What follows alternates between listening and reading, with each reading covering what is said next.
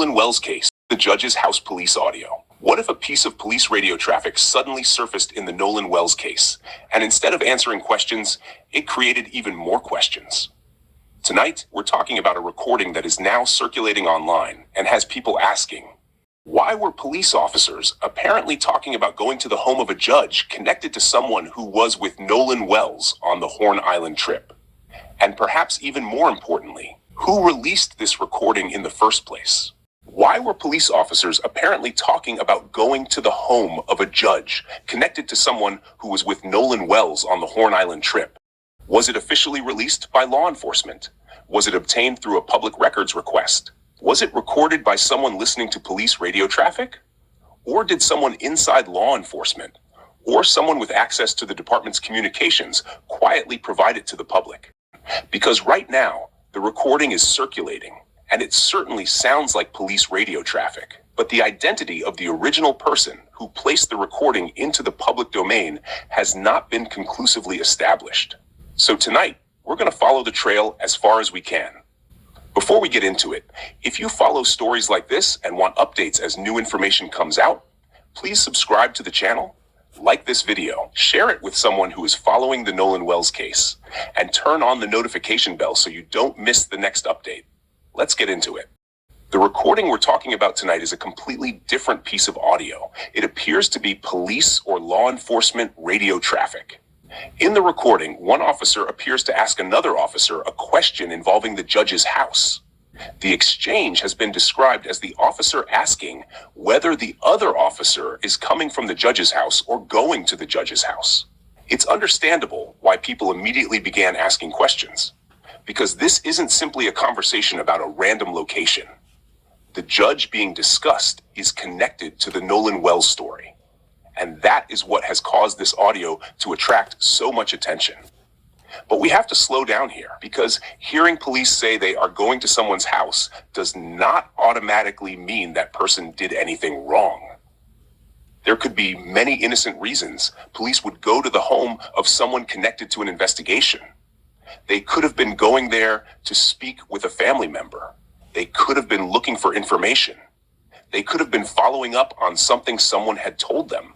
Judge Ashley Cole has been publicly connected to the Nolan Wells story because of her family connection to one of the young people who was on the Horn Island trip. Judge Ashley Cole is the stepmother of Warren Hudson, one of the 3 young people who went to Horn Island with Nolan Wells. Warren Hudson was one of Nolan's friends who was with him that day. Judge Ashley Cole is Warren Hudson's stepmother. Cole is a Jackson County Chancery Court judge. Cole has publicly said that her son Warren was the last person in their group to see Nolan around 3 p.m., according to her account. She said the group left around 4:30 p.m. because their boat was taking on water and having a bilge pump problem, while Nolan chose to remain on the island.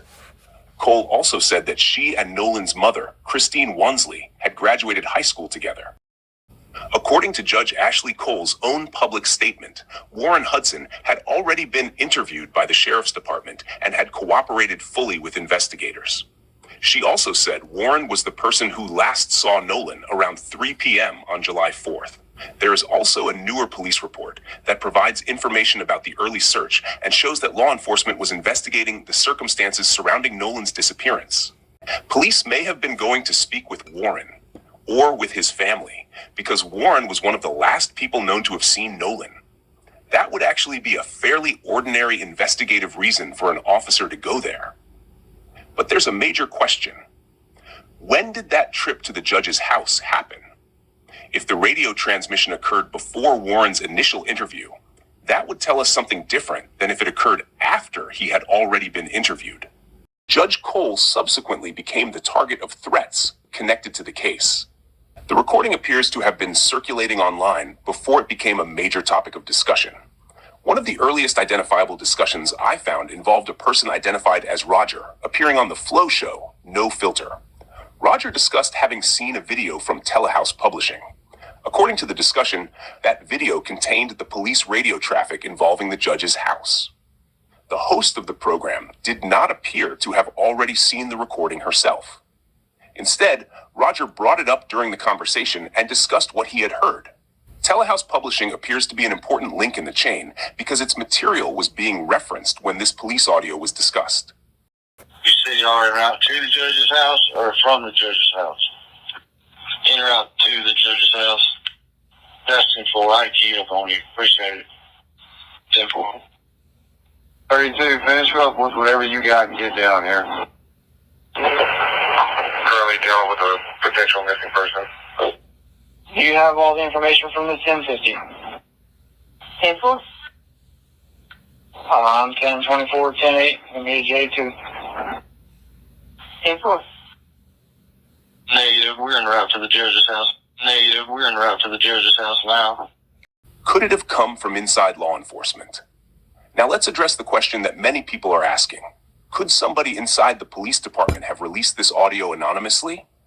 Yes, it's possible, but possible doesn't mean proven. Someone working in law enforcement could potentially have access to dispatch recordings or other communications. But there are other ways such a recording could exist outside the department. Someone could have captured police radio traffic. A journalist could have obtained it. A public records request could have produced it. Someone involved in the case could have received it, or someone could have obtained it through another lawful source. When did this conversation take place? Because timing is everything in an investigation. If the recording can be authenticated and the exact timestamp established, investigators and the public can compare that moment against the known timeline. What time did Nolan disappear? What time did the other young people leave the island? What time did authorities receive information about Nolan? What time were the people connected to the trip contacted? What time did police begin searching? And what time did an officer apparently say he was going to the judge's house? Those timestamps could tell us whether this was an ordinary investigative follow-up or whether something else was happening. You said y'all are en route to the judge's house or from the judge's house? En route to the judge's house. Asking for IQ up on you. Appreciate it. 10-4. 32, finish up with whatever you got and get down here. Currently dealing with a potential missing person. Do you have all the information from the 1050? 10-4. 1024, 10-8, give me a J2. 10-4. Negative, we're en route to the judge's house. Negative, we're en route to the judge's house now. Judge Ashley Cole is the stepmother of Warren Hudson, one of the young men who was with Nolan Wells on Horn Island. One of the reasons this audio is attracting attention is because the Nolan Wells case already contains unanswered questions about the timeline. Nolan was with a group of young people on or around Horn Island. There was a problem involving the boat. A CETO call was made, and later, Nolan was left on the island while the others returned. There are competing explanations about why Nolan remained behind. One explanation has been that Nolan chose to stay behind with a girl. His family has questioned that explanation, and investigators have been dealing with a tremendous amount of public scrutiny over the case. Now add a previously circulating police recording in which officers appear to be discussing going to the home of a judge connected to someone involved in the trip. Of course, people are going to ask questions, but questions are not accusations, and unanswered questions are not proof of a crime. That's something we should remember as this investigation continues. Maybe the bigger question is, what did police know at that particular moment? Because investigators don't necessarily reveal everything they know immediately. Sometimes information is withheld because a case is still active. Sometimes investigators are waiting for evidence to be verified. Sometimes they're trying to protect witnesses. And sometimes information doesn't become public until much later.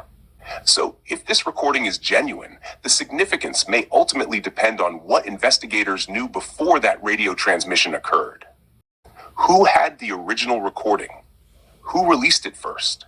When was it recorded? Was it edited? And most importantly, why were officers going to the judge's house at that particular time? Those are questions that deserve answers.